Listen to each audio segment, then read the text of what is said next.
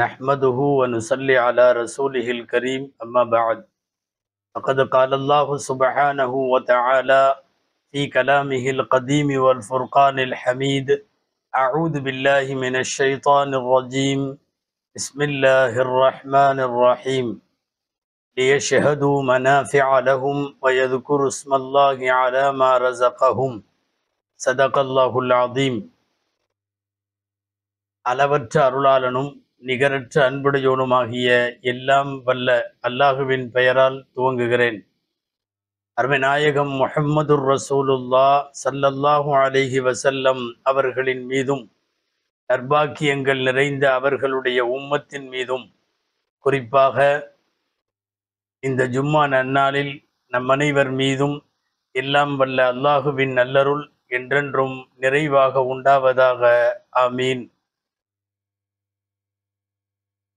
அல்லாஹுவின் பேரருளால் ஹிஜ்ரி 1446 ஆண்டினுடைய ஹஜ் பயணத்தை உலகம் துவங்கி இருக்கிறது. லட்சோப லட்சம் மக்கள் கஅபத்துல்லாவை நோக்கி படையெடுத்து கொண்டிருக்கிறார்கள். அவர்களின் கண்களிலும் கல்விலும் அவர்கள் தேக்கி வைத்த வாழ்நாள் ஆசை பயணமான ஹஜ் பயணத்தை நிறைவேற்றுவதற்காக வேண்டி மாநிலத்தின் மார்பிடம் உலகத்தின் தாயகம் மக்கா நகர் நோக்கி விரைந்திருக்கிறது அகில உலகம் முழுக்க உள்ள ஹஜ் குழுவினர்கள். அன்பானவர்களே, ஹஜ் பயணம் ஒரு பாரம்பரியத்தை நோக்கிய பயணம். ஹஜ் பயணம் நம்முடைய முன்னோர்களின் தடயங்களை தேடுகிற பயணம். ஹஜ் பயணம் இறை காதலில் மூழ்கி முத்தெடுக்கிற பயணம். ஹஜ் பயணம் புனித நினைவு சின்னங்களை மீட்டெடுக்கிற, சந்திப்பதற்கு ஆர்வம் கொள்ளுகிற அற்புதமான பயணம். ஹஜ் பயணம் அல்லாஹுவை அடைவதற்காக வேண்டி முயற்சிக்கின்ற அவனுடைய அடிமைகள் அவனை அடைந்து விட்டதாக லப்பைக் என்கிற தல்பியாவோடு படையெடுக்கிற பயணம். இப்படியெல்லாம் ஹஜ்ஜிற்கு நிறைய சிறப்புகள் இருக்கிறது. பாருங்கள், ஹஜ் குறித்தும் ஹாஜிகள் செய்ய வேண்டியவை குறித்தும் செய்யக்கூடாதவைகளை குறித்தும் நாம் இந்த ஜும்மா சிந்தனைகளிலே யோசிப்போம். அன்பானவர்களே, ஹஜ் பயணம் அல்லாஹ் பல்வேறு விதமான நுட்பங்களோடு பல்வேறு விதமான காரணங்களோடு இறைவன் கடமையாக்கி இருக்கிறான். ஹஜ் பயணம் என்பது உள்ளூர் அளவிலே மாத்திரம் முஸ்லிம்களை பார்த்து கொண்டிருந்த மக்களை மீறி போனால் ஒரு மாவட்டம் ஒரு மாநிலத்தில் உள்ள மக்களை மாத்திரமே பார்த்து கொண்டிருந்த மக்களை வாருங்கள், உலகம் முழுக்க இஸ்லாமை பின்பற்றுகிற உலக முஸ்லிம்களை நீங்கள் ஜியாரத்து செய்ய வேண்டும், வந்து பாருங்கள் என்று கூட்டிச் செல்லுவதற்குத்தான் இறைவன் ஹஜ் பயணத்தை ஏற்படுத்தி இருக்கிறான். ஆம், ஒவ்வொரு வக்து தொழுகையின் போதும் அந்தந்த பகுதி மக்கள் மாத்திரமே பள்ளிவாசலில் கூடுவார்கள். ஒரு ஜும்மாவின் போது அக்கம் பக்கத்தில் உள்ளவர்களெல்லாம் கூடுவார்கள். ஒரு பெருநாளின் போது சுற்றி உள்ள கிராமங்களை சார்ந்தவர்களெல்லாம் கூடுவார்கள். உலக முஸ்லிம்கள் எல்லாரையும் ஒருவன் சந்திக்க வேண்டும் என்று சொன்னால் அல்லாஹ் செய்த மிகப்பெரிய ஏற்பாடு, வந்து பாருங்கள், உங்களை போன்று உலகம் முழுக்க நாலா பக்கமும் 8 திக்கிலும் பரவி நிற்கிற முஸ்லிம்களை ஜியாரத்து செய்ய இறைவன் ஏற்படுத்தி கொடுத்த சந்தர்ப்பம்தான் ஹஜ் பயணம். ஹதீஸில் வருகிறது அல்லவா, கல் புன்யானி யஷுத்து பஅதுஹு பஅதா. முஸ்லிம்கள் எல்லாம் ஒரு கட்டிடத்தினுடைய செங்கற்களை போன்றவர்கள். எல்லா செங்கற்களும் இணைந்து ஒரு கட்டிடம் போல் உலக முஸ்லிம்கள் எல்லாம் இணைந்தது தானே கட்டிடம். அந்த கட்டிடத்தின் தனித்தனி செங்கற்களாய் உலகத்தின் எல்லா மூலையிலும் பிரிந்து கிடக்கிற மக்களே, வாருங்கள், ஒரே கட்டிடத்தின் இன்ன பிற செங்கற்களையும் நீங்கள் பார்க்க வேண்டும் என்று இறைவன் அழைத்து செல்லுகிற அற்புதமான ஒரு வரலாற்று பயணம்தான் ஹஜ் பயணம். ஹஜ்ஜினுடைய ஹிக்மத்துகள் என்கிற ஹஜ்ஜின் ஞானங்களில், ஹஜ்ஜின் நோக்கங்களில், ஹஜ்ஜின் குறிக்கோள்களில் இது முதலாவது. 2வது குறிக்கோள், எதற்கு ஹஜ் பயணம் தெரியுமா? வாருங்கள், உங்களுக்கு 2 தந்தைகளின் நினைவிடங்களை காட்டுகிறேன் என்று அல்லாஹ் அழைக்கிற பயணம். ஆம், நம்முடைய ஆன்மீக தந்தை அகில உலகத்தின் முஸ்லிம்களுக்கான முன்னோடியும் வழிகாட்டியுமான எம்பெருமான் முஹம்மதுர் ரசூலுல்லாஹ் ஸல்லல்லாஹு அலைஹி வஸல்லம் நமக்கு ஒரு ரூஹானி தந்தை, ஆன்மீக தந்தை. அடுத்து அவர்களுக்கும் மூத்து ஸல்லல்லாஹு அலைஹி வஸல்லம் உட்பட நம் எல்லோருக்குமான இன்னொரு ஆன்மீக தந்தை ஹதரத் இப்ராஹிம் அலைஹிஸ்ஸலாம். இந்த இரண்டு நபிமார்களின் வாழ்க்கை தடயங்களையும், இந்த இரண்டு நபிமார்கள் வாழ்ந்த பாதைகளையும், இந்த இரண்டு நபிமார்களும் எதிர்கொண்ட பல்வேறு செய்திகளையும் கண்கூடாக காட்டுவதற்கு இறைவன் ஏற்பாடு செய்கிறான். ஒன்று, அன்னலாரின் சொல்லும் செயலும் இந்த பயணத்தில் தெரியும். இப்ராஹிம் அலிஹிஸ்ஸலாமின் வாழ்வும் வாக்கும் அதனுடைய அர்த்தமும் இந்த பயணத்திலே புரியும். எனவே இரண்டு ஆன்மீக தந்தைகளின் தடயங்களை சுற்றி காட்ட இறைவன் உலக முஸ்லிம்களை அழைக்கிற பயணம் ஹஜ் பயணம். இது ஹஜ்ஜினுடைய குறிக்கோள்களில் இரண்டாவது குறிக்கோள். ஹஜ்ஜினுடைய மூன்றாவது குறிக்கோள் ஒன்று இருக்கிறது. ஆம், 1446 வருஷங்களை கடந்திருக்கிற நீங்கள் இந்த மார்க்கம் தொடங்கிய போது உள்ள மூத்த முன்னோடிகளை, முதல் தலைமுறையினர்களை, அவர்கள் வாழ்ந்த இடங்களை, அவர்கள் விட்டு சென்ற தடயங்களை நீங்கள் பார்க்க வேண்டும். நாம் அவர்களை சஹாபா பெருமக்கள் என்று அழைக்கிறோம்.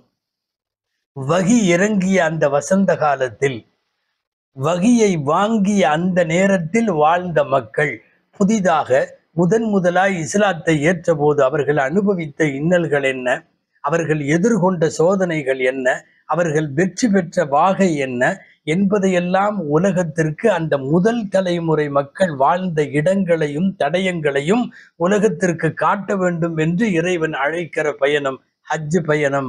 ஹஜ்ஜின் குறிக்கோள்களில் இது மூன்றாவது. நான்காவது, உங்கள் ஊர் பள்ளிவாசலை மட்டும் தானே நீங்கள் பார்த்திருக்கிறீர்கள், உங்கள் நாட்டின் பள்ளிவாசல்களை தானே பார்த்திருக்கிறீர்கள், அதுவும் முஸ்லிம்கள் சக மனிதர்களாக தொழுத பள்ளிவாசல் தானே பார்த்திருக்கிறீர்கள். வாருங்கள், மலக்குகளும் நபிமார்களும் கட்டிய ஒரு பள்ளிவாசலை நான் உங்களுக்கு காட்டுகிறேன் என்று அல்லாஹ் அழைத்து சென்று ஆதம் அலைஹிஸ்ஸலாம் முதல் சுமார் 70,000-க்கும் மேற்பட்ட நபிமார்கள் எல்லாம் தவாஃப் செய்த ஆலயத்தை காட்ட அல்லாஹ் கூப்பிடுகிறான். நேரடியாக களம் கண்டு அன்னலம் பெருமான் ஸல்லல்லாஹு அலைஹி வஸல்லம் கைகளால் கற்களை எடுத்து வைத்து கரசேவை ஆற்றி அவர்கள் செய்த வேலை இருக்கிறதல்லவா, அந்த பள்ளிவாசலை எல்லாம் காட்டுவதற்கு கூப்பிடுகிறான். மனிதர்கள் கட்டிய பள்ளிவாசல்களில் தொழுது பழக்கப்பட்ட நாம் நபிமார்களும் வானவர்களும் கட்டிய பள்ளிவாசலிலே தொழுகுவதற்கு வாருங்கள் என்று அல்லாஹு கூப்பிடுகிற பயணம்தான் ஹஜ்ஜினுடைய பயணம். அன்பானவர்களே, அல்லாஹு ஜல்ல ஷானுஹு தஆலா நம்மை கூப்பிடுவதற்கான பல்வேறு குறிக்கோள்களில் இன்னும் முக்கியமான ஒன்று என்ன தெரியுமா? வாருங்கள், வாழ்க்கை முழுக்க பாவங்களை செய்து பாவ மூட்டைகளை சுமந்திருக்கிற மக்களே, பாவங்களை சுமந்திருக்கிற உங்களை கழுவி சுத்தப்படுத்தி அன்று பிறந்த குழந்தையாய் உங்களை திருப்பி அனுப்புகிறேன் என்று இறைவன் கொடுத்திருக்கிற மாபெரும் பரிசும் வெகுமதியும் தான் ஹஜ்ஜினுடைய பயணம். அல் குர்ஆன் ஹஜ்ஜினுடைய குறிக்கோள்களில் இதையும் சொல்லுகிறது. இந்த வார்த்தை லியஷ்ஹது மனாஃபிஅ லஹும், அவர்கள் தங்களின் பலன்களை கண்கூடாக பார்ப்பதற்காக என்று அல்லாஹ் சொல்லுகிறான். ஆம், வாழ்க்கையிலே வாழ்ந்த வாழ்க்கையே அர்த்தமல்ல, இதுவல்லவா வாழ்க்கை என்று அவனுடைய ஆன்மீக திசையை தீர்மானிக்கிற பயணம்தான் ஹஜ்ஜினுடைய பயணம். இது மிகச் சரியாக செய்யப்பட வேண்டும் அல்லவா? இந்த பயணம் எந்த விதமான கோணல் இல்லாமல், குற்றங்கள் இல்லாமல், எந்த விதமான இடர்கள் இல்லாமல், ஷரியத்திற்கான முரண்கள் இல்லாமல் அது செய்யப்பட வேண்டும். அந்த அடிப்படையில் ஹாஜிகளிடம் காணப்படுகிற சில குறைகள், அதே சமயம் செய்ய வேண்டிய சில நிறைவான விஷயங்கள், இவைகளை பேசுவதுதான் இந்த ஹஜ்ஜினுடைய சிந்தனைகளில் மிக முக்கியமானது. அன்பானவர்களே, பெரும்பாலான ஹாஜிகளிடம் ஏற்படுகிற மிக முக்கியமான சில தவறுகளை மாத்திரம் நாம் வரிசைப்படுத்துவோம். தவறுகளையே சொல்ல வேண்டுமா என்றால் இல்லை, இந்த தவறுகளை களைந்து விட்டால் அந்த பயணம் முழுவதும் நிறைவாகிவிடும் என்பதால் அதை சுட்டி காட்ட வேண்டிய பொறுப்பு நம் எல்லோருக்கும் இருக்கிறது. ஹாஜிகளுக்கு மாத்திரமல்ல, அடுத்த தலைமுறையில் நாம் யாரெல்லாம் ஹஜ்ஜு செய்கிறோமோ, அடுத்தடுத்த ஆண்டில் ஹஜ்ஜு செய்ய நாடு இருக்கிறோமோ, அல்லது போய்விட்டு வந்தவர்கள் தங்கள் ஹஜ்ஜை சுய பரிசோதனை செய்கிறோமோ, எல்லாருக்குமானது இவைகளெல்லாம். அப்படி சில பெரும்பாலான தவறுகளை, முக்கிய தவறுகளை மாத்திரம் பார்க்கலாம். அன்பானவர்களே, உறவுகளை பார்ப்பதற்காக வளைகுடா நாடுகளுக்கு செல்லுகிறோம் என்று போய்விட்டு உம்ரா செய்பவர்கள் இங்கிருந்து எஹ்ராம் இல்லாமல் அவர்கள் ஜித்தாவிலே போய் இறங்கிவிட்டால், மக்கா நகரத்திற்குள் நுழைந்து விட்டால் அது தவறு. மக்காவிற்கான ஆடை எஹ்ராமுடைய ஆடை. ஹஜ்ஜும் உம்ராவும் நிய்யத்தோடு யார் கடந்து சென்றாலும், நாம் இந்தியாவில இருந்து மக்காவிற்குள் நுழைகிற போது எஹ்ராம் இல்லாமல் போக முடியாது. ஒருவேளை ஏதேனும் நமக்கு ஏற்படுகிற தவறுகளால் எஹ்ராமல் இல்லாமல் போய்விட்டால், ஒரு ஆடு அறுத்து கொடுப்பது குற்றப்பரிகாரம் செய்ய வேண்டியது வாஜிப் என்பதை எஹ்ராம் இல்லாமல் பல பேர் போய்விட்டு அங்கே போய் எஹ்ராம் கட்டி ஹஜ்ஜு செய்கிறார்கள் அல்லவா, அவர்கள் கவனத்தில் கொள்ள வேண்டிய முதல் செய்தி. அன்பானவர்களை, இரண்டாவது செய்தி, எல்லா ஹாஜிகள் அல்ல, சில ஹாஜிகளிடத்தில் ஏற்படுகிற அங்கே போனதற்கு பிறகும் ஜமாத்தினுடைய தொழுகைகளில் காட்டுகிற அசட்டை, ஒரு பாராமுகம், ஒரு லட்சியம் செய்யாமை. ஒரு ஹாஜி வணக்க வழிபாட்டுக்காகவே பயணம் போகிறான். இது சுற்றுலா பயணம் அல்ல, இது ஊர் சுற்றி பார்க்கிற பயணம் அல்ல. அங்கிருக்கிற கட்டிடங்களின் எழிலையும் அங்கிருக்கிற இயற்கை வளங்களின் அந்த வனப்பான காட்சிகளை பார்ப்பதற்கு நாம் போகவில்லை.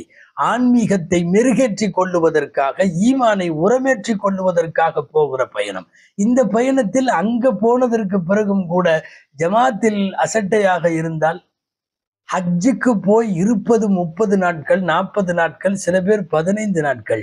இதிலேயும் கூட சில வக்துகளை அவர்கள் தங்கி இருக்கிற ரூம்களிலேயே, அறைகளிலேயே தொழுகிறார்கள் என்றால் இது எவ்வளவு பெரிய அசட்டைத்தனம்! ஒரு தொழுகைக்கு 1,00,000 தொழுகைகள் என்று அழைக்கிற கஅபாவிலும் மஸ்ஜிதுல் ஹராமிலும் போய் அந்த மண்ணை மிதிப்பதற்கு அல்லாஹ் வாய்ப்பு தந்து விட்டால், அதற்கு பிறகு நீங்கள் எப்படி உங்கள் அறைகளிலே தொழுகிறீர்கள்? ஒரு ஹாஜி இபாதத்தின் மூலமாக இறைவனை நெருங்குவதற்குத்தான் பயணம் போகிறார். ஹாஜிகளுக்கு ஷரியத்து வைத்திருக்கிற பெயர் என்ன தெரியுமா? வஃதுல்லா என்பது பெயர். அல்லாஹுவின் குழு என்பது பெயர். அல்லாஹுவின் குழு அல்லாஹுவை வணங்குவதற்கு அங்கே லட்சோப லட்சம் மக்கள் தொழுகிற போது நான் என் லாட்ஜினுடைய அறையில தொழுகிறேன் என்பதும், அல்லது காலதாமதம் கடந்து நான் தனியாக தொழுகிறேன் என்பதும் நீங்கள் போன ஹஜ்ஜை அர்த்தமில்லாமல் செய்துவிடும் என்பது இங்கே கவனிக்க வேண்டும். ஊர் உலகத்தில் எங்கு தொழுதாலும் ஒரு ரக்காத்திற்கு 1,00,000 ரக்காத்துகள் என்கிற நன்மையை நீங்கள் பெறவே முடியாது என்கிற சூழ்நிலையில் இந்த அசட்டை ரொம்ப தவிர்க்கப்பட வேண்டிய விஷயம். இது ஹாஜிகளிடத்தில் ஏற்படுகிற குறைகளில் இரண்டாவது முக்கியமான குறை. அன்பானவர்களே, மூன்றாவது, ஆர்வ மேலீட்டில் நிறைய பேர் ஹஜருல் அஸ்வதை போய் தொடுவதற்கும் முண்டி அடித்து கொண்டு முயற்சி செய்கிற காட்சிகளை தொடர்ந்து நாம் பார்த்து கொண்டிருக்கிறோம். ஒரு தொழுகை முடிகிற நேரத்தில் அல்லது இருக்கிற மக்களை எல்லாம் நெருக்கடிக்கு உள்ளாக்கி பல்வேறு சிரமங்களோடு ஒரு ஹஜருல் அஸ்வது கல்லை முத்தமிடுவதற்கு முயற்சிப்பவர்கள் கொஞ்சம் நிதானித்து யோசிக்க வேண்டும். மார்க்கத்தை பொறுத்தவரை காலியாக இருக்கிறது, வாய்ப்பிருக்குமானால் அவர்கள் நேரடியாக முத்தமிடலாம், தவாஃபும் செய்யலாம். இல்லை, முத்தமிடுவதற்கு வாய்ப்பில்லை, கையால் தொடுகிற அளவுக்கு வாய்ப்பு கிடைத்தால் முத்தமிட தேவையில்லை, கையால் தொட்டுவிட்டு தவாஃபை தொடரலாம். கையால் தொடுவதற்கும் முடியவில்லை, இப்போது இருக்கிற கூட்டங்களில் லட்சக்கணக்கான மக்களில் மார்க்கம் அனுமதி தருகிறது. கையை மாத்திரம் ஹஜருல் அஸ்வத் கல்லை நோக்கி காட்டிவிட்டு அல்லாஹு அக்பர் என்று தக்பீர் சொல்லி தொடங்கிவிட வேண்டியது தானே.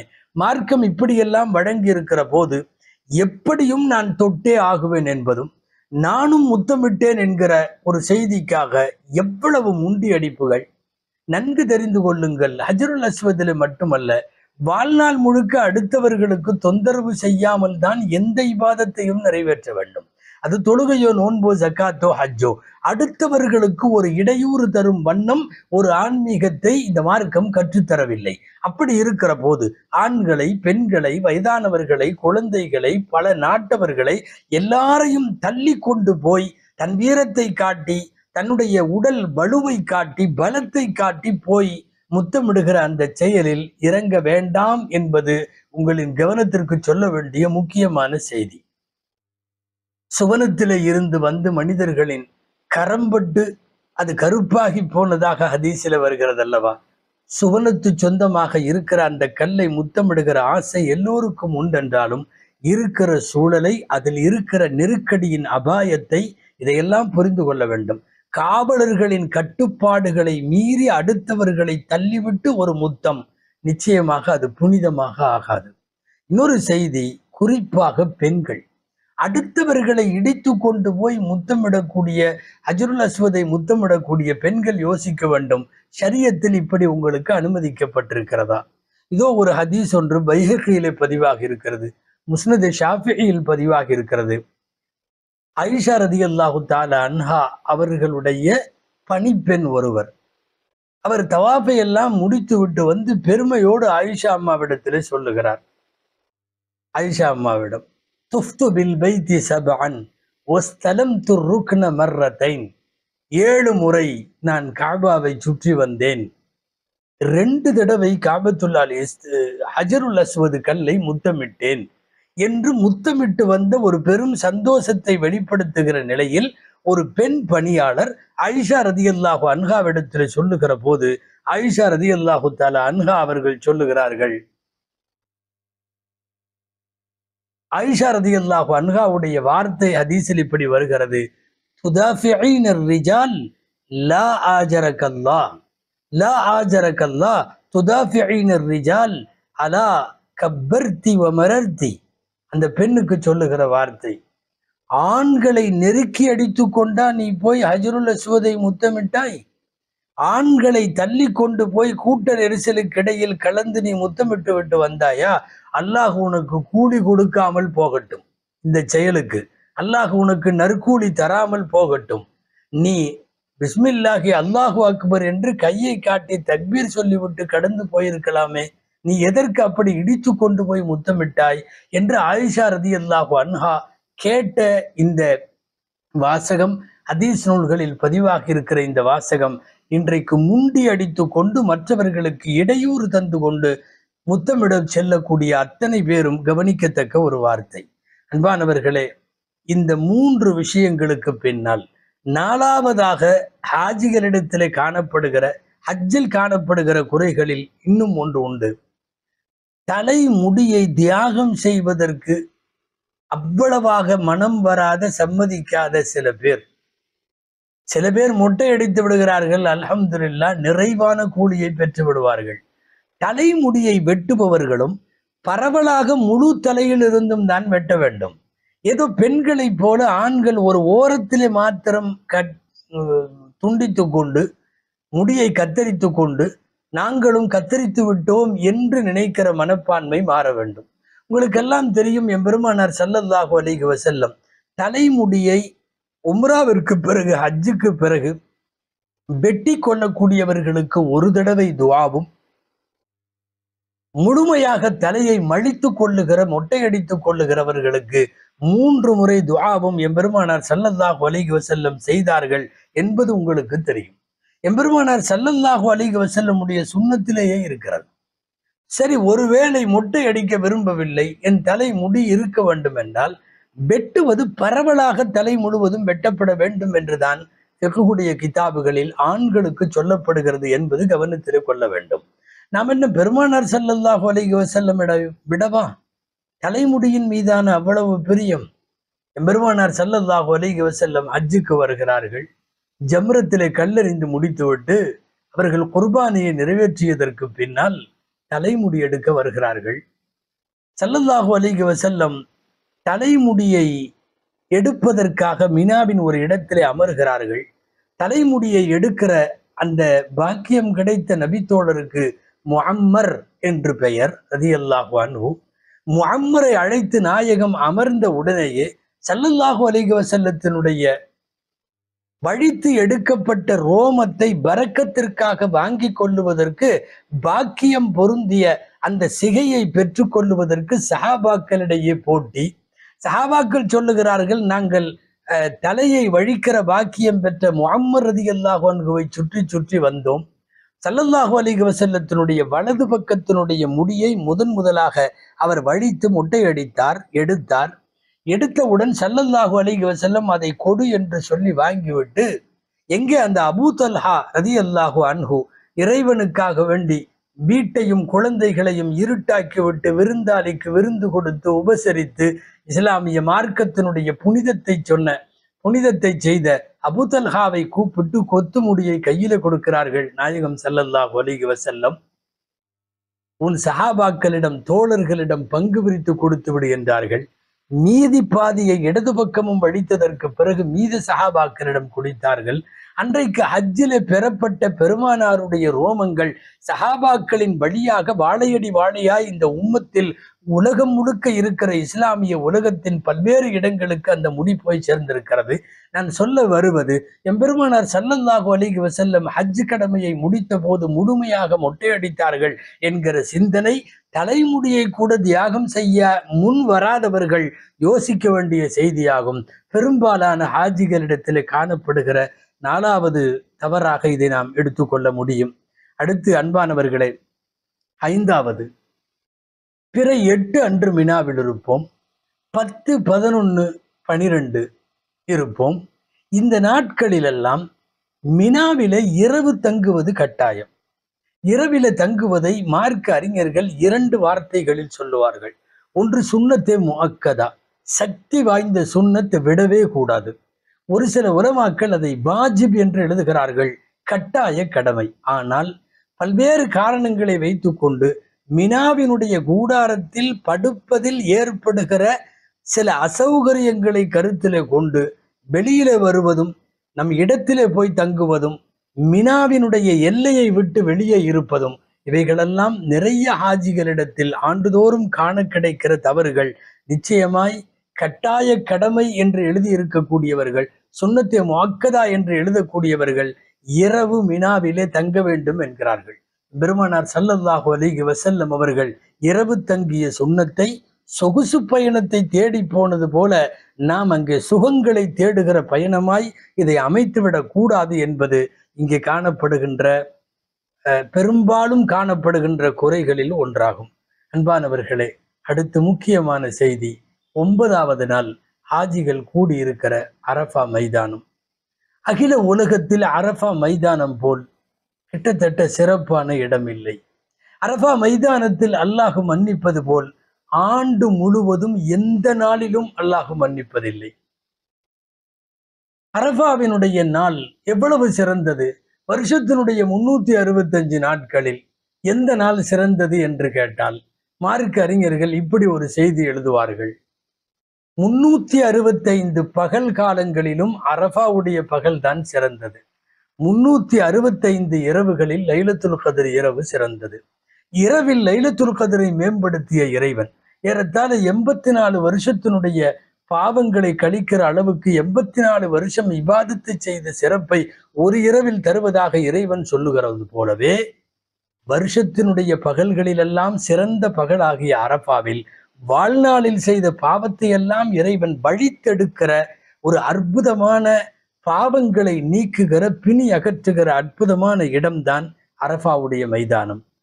அல்லமா சுஃபியானு சௌரி ரலியல்லாஹு அன்ஹு அவங்கள்ட்ட கேட்டாங்க, மன் அஸ்வஉ நாஸி ஹாலன், உலகத்திலேயே மோசமான துர்பாக்கியசாலி யார்? அவர்கள் சொன்னார்கள், அரஃபாவிலே நின்று கொண்டு அரஃபாவிலே பிறை 9 இருந்து கொண்டு எனக்கு இறைவன் மன்னிக்க மாட்டானோ என்று யாராவது நினைத்தால் அவன்தான் உலகத்தில் இருக்கிற மனிதர்களிலேயே துர்பாக்கியசாலி என்றார்கள். சுருங்க சொன்னால் இறைவனின் மன்னிப்பை பெறாத உலகத்தின் எந்த படைப்பும் இல்லை அரஃபாவிலே கையேந்து விட்டால். அப்படிப்பட்ட அரஃபாவை, இது சிறப்பை சொல்லுகிற இடம் அல்ல அன்பானவர்களே. அரஃபா துஆவுக்கானது, அரஃபா அழுகைக்கானது, அரஃபா பாவங்களை நினைத்து வருந்துவதற்கானது, அரஃபா பாவங்களை நினைத்து கைசேதப்படுவதற்கானது, அரஃபா இனிமேல் அந்த பாவத்தை செய்ய மாட்டேன் என்று ஒப்புவிக்கக்கூடிய இடமாக இருக்கிறது. அரஃபா கையேந்தி கொண்டே இருக்க வேண்டிய ஒரு பகல் காலம். அது கொஞ்ச நேரம் துவா செய்துவிட்டு ஆங்காங்கே சுற்றக்கூடிய ஹாஜிகள் மற்றவர்கள் எப்படி இருக்கிறார்கள் என்று கூடாரமாய் போய் எட்டி பார்த்து விட்டு வருகிற ஹாஜிகள், கொஞ்ச நேரம் துவா செய்துவிட்டு குடுவாய் அமர்ந்து அரட்டை அடிக்கிற ஹாஜிகள், அல்லாஹ் பாதுகாக்க வேண்டும். ஒரு பொன்னான பூமியில், ஒரு பொன்னான பகற் பொழுதில் நாம் எவ்வளவு தூரம் வீணாக்குகிறோம் தெரியுமா? அரஃபாவில் அமர்ந்து துவா செய்ய வேண்டும், தனியாய் துவா செய்ய வேண்டும், கூட்டாய் துவா செய்ய வேண்டும். தேவைப்பட்டால் உங்களுக்கு கிடப்பில இருக்க வேண்டும் என்றால் படுத்து கொண்டும் துவா செய்யலாம். குறிப்பாக நின்று கொண்டு துவா செய்வது சுன்னத்து. அரஃபாவின் மரங்களுக்கு கீழே நின்று கொண்டு துவா செய்வது சுன்னத்து. எந்த பாவமும் அப்பழுக்கற்ற மாசு மறுவில்லாத பாவங்களே செய்யாத முன்பின் பாவங்களெல்லாம் மன்னிக்கப்பட்ட பெருமானார் ஸல்லல்லாஹு அலைஹி வஸல்லம் ஹதீஸிலே வருகிறது, அரஃபாவில் நாயகம் எப்படி துவா கேட்டார்கள். கல் முஸ்தத்இமி ஸல்லல்லாஹு அலைஹி வஸல்லம் கையை முகத்திற்கு முன்னால் 2 கைகளையும் நீட்டினார்கள். எப்படி நீட்டினார்கள் தெரியுமா?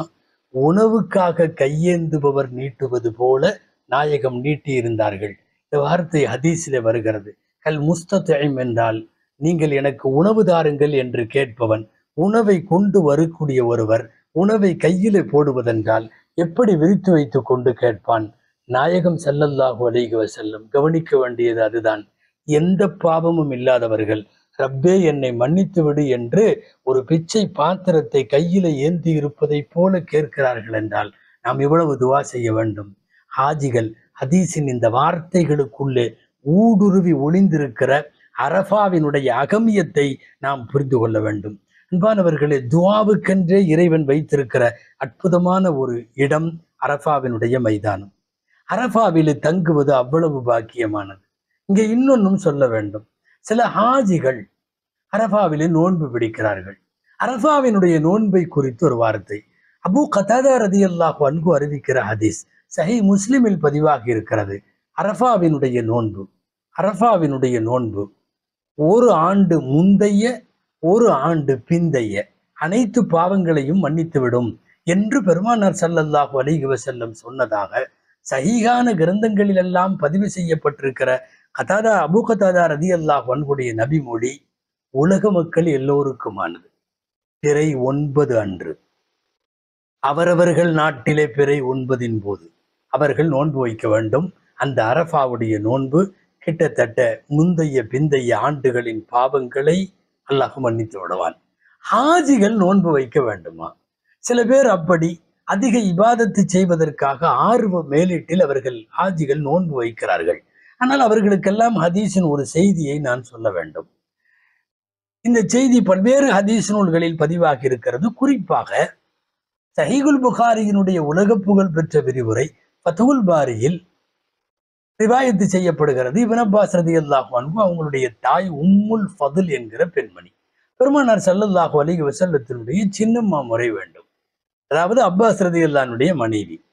கொஞ்சம் வயதானவர்கள், பல்வேறு சஹாபாக்களுக்கும் ஆலோசனை சொல்பவர்கள், பெருமானார் ஸல்லல்லாஹு அலைஹி வஸல்லத்தின் காரியங்களை எல்லாம் கவனித்துக் கொள்பவர்கள். அவர்கள் ஹஜ்ஜில இருக்கிறார்கள், அரஃபாவிலே இருக்கிறார்கள். ஸல்லல்லாஹு அலைஹி வஸல்லம் அவர்கள் அரஃபாவிலே நோன்பு வைத்தார்களா என்று சஹாபாக்களுக்கு இடையிலே சர்ச்சை. சில சஹாபாக்கள் சொல்லுகிறார்கள், இல்ல இவ்வளவு புனிதமான நாள் அரஃபா நாள், கண்டிப்பா ஸல்லல்லாஹு அலைஹி வஸல்லம் நோன்பு வச்சிருப்பாங்க அப்படின்னு சில பேர். இன்னும் சில சஹாபாக்கள் சொல்லுகிறார்கள், இல்ல நோன்பு வச்ச மாதிரி தெரியல என்று சொல்லுகிறார்கள். ஏன் இவ்வளவு வம்பு? இவர்களுக்கு இடையில கருத்து வேறுபாடு, நாம் சோதித்து பார்த்து விடுவோம் என்று இந்த உம்முல் ஃபதுல் ஸல்லல்லாஹு அலைஹி வஸல்லத்தினுடைய சின்னம்மா ஒரு குவளையில பால் கொடுத்து ஸல்லல்லாஹு அலைஹி வஸல்லமுக்கு ஒரு சிறு குழந்தைகிட்ட கொடுத்து அனுப்புறாங்க பால். ஸல்லல்லாஹு அலைஹி வஸல்லம் குடிக்கிறார்களா இல்லையா, நோன்பு வைத்திருந்தால் சொல்லி விடுவார்கள், தெரிந்து கொள்வதற்காக குவளை பாலை கொடுத்து அனுப்புகிறார்கள். கொடுத்து அனுப்புகிற சூழ்நிலை ஹதீஸில் இப்படி வருகிறது. ஃபத்ஹுல் பாரியில் ஸல்லல்லாஹு அலைஹி வஸல்லம் வாகனத்திலே அமர்ந்திருந்தார்கள். வாகனத்திலே இருக்கிற போது போய் கீழிருந்து குவளை பாலை கொடுக்கப்படுகிறது. வாங்கிய நபி ஸல்லல்லாஹு அலைஹி வஸல்லம் குடித்தார்கள். அந்த ஹதீஸிலிருந்து தெரிய வருவது, ஸல்லல்லாஹு அலைஹி வஸல்லம் வாழ்க்கையில செய்தது ஒரு ஹஜ் தான். அதுல ஒரு அரஃபா தான், பிறை 9. அந்த அரஃபா அன்று ஸல்லல்லாஹு அலைஹி வஸல்லம் அவர்கள் நோன்பு வைக்கவில்லை. எனவே இதை வைத்துக் கொண்டு நோன்பே வைக்கக்கூடாதுன்னு சொல்ல முடியாது. ஆனால் பெருமானார் ஸல்லல்லாஹு அலைஹி வஸல்லமுடைய சுன்னத்து, அவர்கள் ஹாஜியாக இருந்த போது அரஃபாவிலே நோன்பு வைத்திருக்கவில்லை.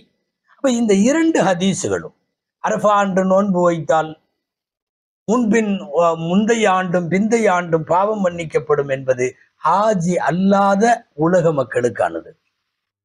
ஸல்லல்லாஹு அலைஹி வஸல்லம் நோன்பு வைக்கவில்லை என்பது ஹாஜிகளுக்கானது. சரி, ஒருவேளை சிரமம் எடுத்து ஒருவர் நோன்பு வைக்கிறார், நோன்பு கூடும், சந்தேகம் இல்லை. ஆனாலும் நபி வழியை பின்பற்றுவதை ஊக்குவிக்க வேண்டும் என்கிற அடிப்படையில் தான் இந்த நபி மொழி சொல்லப்படுகிறது. மட்டுமல்ல, அரஃபா சோர்வே இல்லாமல் அல்லாஹ்விடத்தில் கையேந்த அழுக, கதறி அழுக, ரப்பிடத்திலே அன்றைய நாள் முழுக்க சோர்வில்லாமல் இருக்க வேண்டும்.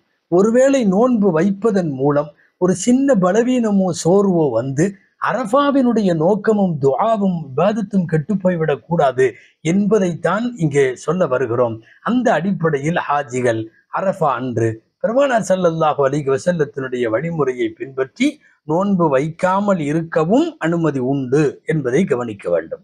அன்பானவர்களே, ஹாஜிகளினுடைய பெரும்பாலான பேரினுடைய செய்யக்கூடிய தவறுகள்ல ஒண்ணு, முஸ்தலிஃபாவிற்கு போய் இறங்குவார்கள். எப்போ? விடிந்தால் பிறை 10, அதாவது 10வது, விடிந்தால் ஈது பெருநாள். 9 அன்று அரஃபாவினுடைய மகரிபிலே கிளம்பக்கூடிய ஹாஜிகள் முஸ்தலிஃபாவுக்கு வருகிறார்கள். முஸ்தலிஃபாவுக்கு வந்தால் மார்க்க சட்டம் வந்த உடனே மகரிபையும் இஷாவையும் நீங்கள் 8 மணிக்கு வரலாம், 10 மணிக்கு வரலாம், 12 மணிக்கு வரலாம், சில பேர் 3 மணிக்கு அதிகாலை கூட வருவார்கள்.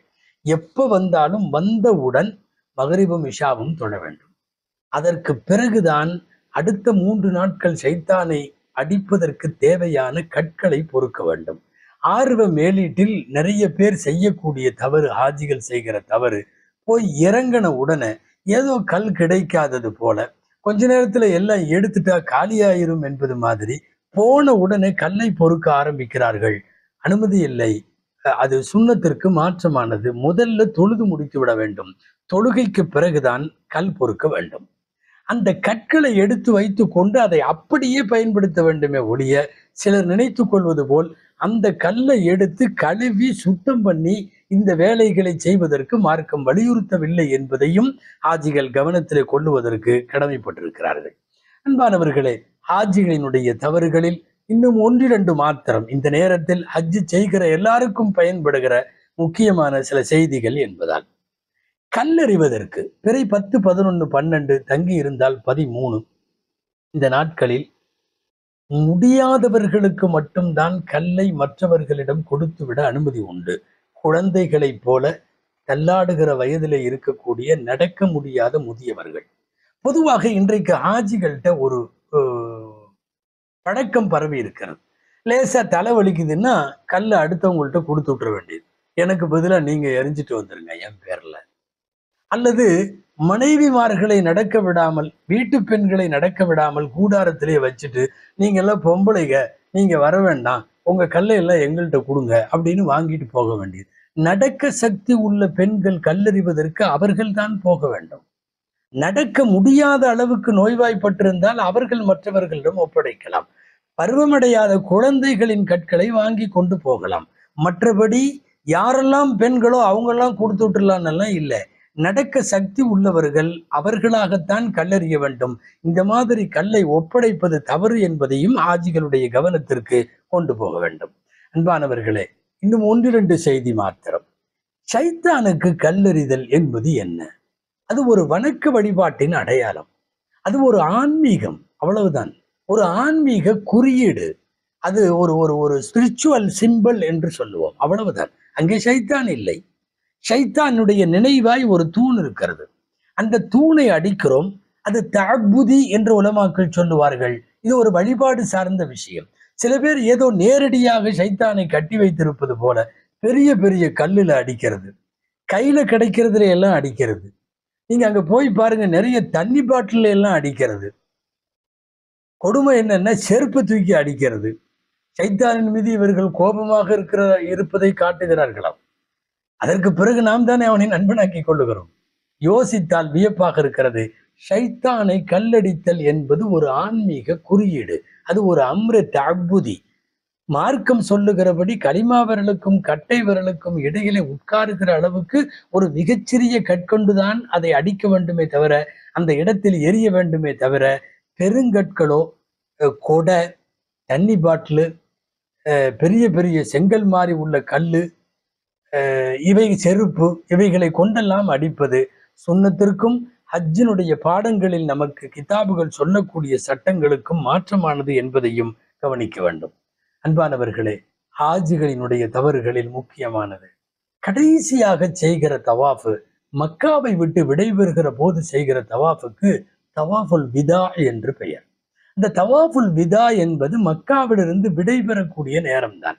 சில பேர் வசதியான நேரத்துல செஞ்சு வச்சுக்கலான்னு சொல்லி சில சலுகைகளை கையில எடுத்துக்கொண்டு 2 நாள் அடுத்தது நாம பர்ச்சேஸுக்கெல்லாம் போக வேண்டியது இருக்கும், கடைக்கு போக வேண்டியது இருக்கும், அதனால இன்னைக்கே செஞ்சுக்கலான்னு உதாரணமா வெள்ளிக்கிழமையே செஞ்சு முடிச்சிடறாரு, திங்கட்கிழமை வரை மக்கால இருக்கார். இது சரியில்லை. மக்காவில இருந்து நீங்க தவாஃபை விதா செஞ்சு விட்டால் சில மணி நேரங்களில், அதாவது ஒரு நாள் பொழுதுக்குள்ளாக நீங்கள் விடைபெறுவதுதான் சிறந்தது என்பது பேணுதல் அடிப்படையில் நிறைய மார்க்க அறிஞர்கள் எழுதி தந்திருக்கிறார்கள். அந்த அடிப்படையில் ஹஜ்ஜின் அமல்களில், மக்காவில் செய்கிற அமல்களில் கடைசி அமலாக அந்த தவாஃபை விதா என்பது அமையப்பெற வேண்டும் என்பதையும், அது ரொம்ப முன்னாடி செஞ்சுட்டு மக்காவில தங்குவது சிறந்ததல்ல என்பதும், அந்த தவாஃபுல் விதாவில் இந்த ஹஜ் பயணத்தை எனக்கு கடைசியாக ஆக்கிவிடாதே, ஆயுள் இருந்தால் மீண்டும் செய்ய வாய்ப்பு கொடு என்று கேட்பதும் சாலை சிறந்ததாகும் என்பதும் ஆஜிகள் கவனத்திலே கொள்ள வேண்டும். அன்பானவர்களே, இறுதியாய் ஒரு செய்தி. நாம் போயிருக்கிற இடம், கஅபத்துல்லா இருக்கிற இடம், நஃபில் தொழுகைகளில் அதிக கவனம் செலுத்துவதும், குர்ஆன் ஓதுவதில் அதிக கவனம் செலுத்துவதும், திக்ர் செய்வதில் அதிக கவனம் செலுத்துவதும், இது எல்லாவற்றையும் விட சிறந்தது என்ன தெரியுமா? தவாஃப் செய்வதுதான். உலகத்தின் எந்த பள்ளிவாசலையும் நீங்கள் தவாஃப் செய்ய முடியாது, அங்கு மட்டும்தான் செய்ய முடியும். எனவேதான் உபரியான நஃபில் தொழுகைகளை விட, குர்ஆன் திலாவத்துகளை விட அதிகம் தவாஃபுகளுக்கு முக்கியத்துவம் தர வேண்டும். இது புரியாமல் நிறைய பேர் வெறுமனே நஃபில் தொழுகைகளிலும் குர்ஆன் திலாவத்துகளிலும் அதிக கவனம் செலுத்தி தவாஃபை குறைக்கிறார்கள். தவாஃபை கூட்டுங்கள் என்பது அதை ஊக்குவிப்பதற்காகத்தான் இந்த செய்தி. இறுதி செய்தியாக இதோடு நிறைவுபடுத்தலாம். அன்பானவர்களே, வஹாபிய சிந்தனை உள்ளவர்களால் சமீப காலங்களில் பரப்பப்படுகிற முக்கியமான செய்தி என்ன தெரியுமா?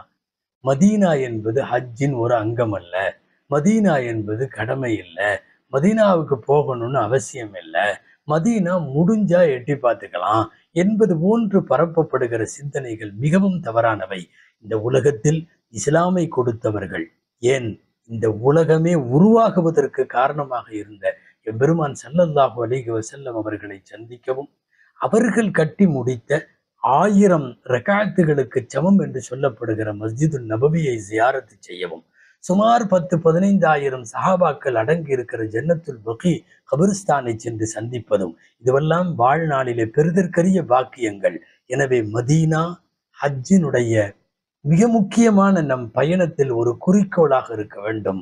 அதை மனதிலே வைத்துக்கொண்டு மதீனாவை சந்திக்கிற, மதீனா மண்ணை தரிசிக்கிற, மதீனத்து மன்னரான எம்பெருமான் ஸல்லல்லாஹு அலைஹி வஸல்லமை சந்திக்கிற, மஸ்ஜிது நபவியிலே தொழுகிற, சுவன பூங்காவில் தொழுகிற ஆசையோடும் அந்த உணர்வோடும் உயிரோட்டத்தோடும் நம்முடைய பயணங்கள் அமைய வேண்டும். சொன்ன விஷயங்களை எல்லாம் கருத்தில் வைத்து கொண்டு நம்முடைய ஹஜ் பயணங்களை, ஹஜ்ஜினுடைய கடமைகளை அமைத்துக் கொள்வோம். எல்லாம் வல்ல அல்லாஹு ஜல்ல ஷானஹு தஆலா வாழ்நாளில் மீண்டும் மீண்டும் கஅபத்துல்லாவை 1000 முறை தவாஃப் செய்யும் பாக்கியத்தையும், எம்பெருமான் ஸல்லல்லாஹு அலைஹி வஸல்லத்தினுடைய ரவுதாவில் மீண்டும் மீண்டும் நமக்கு சலாம் சொல்லுகிற பாக்கியத்தையும் அல்லாஹ் நம் எல்லோருக்கும், நம் சந்ததிகளுக்கும் அல்லாஹ் நசீபாக்கி தருவானாக. ஆமீன். வஆகிரு தஅவானா அல்ஹம்துலில்லாஹி ரப்பில் ஆலமீன். அஸ்ஸலாமு அலைக்கும் வரஹ்மத்துல்லாஹி வபரகாத்துஹு.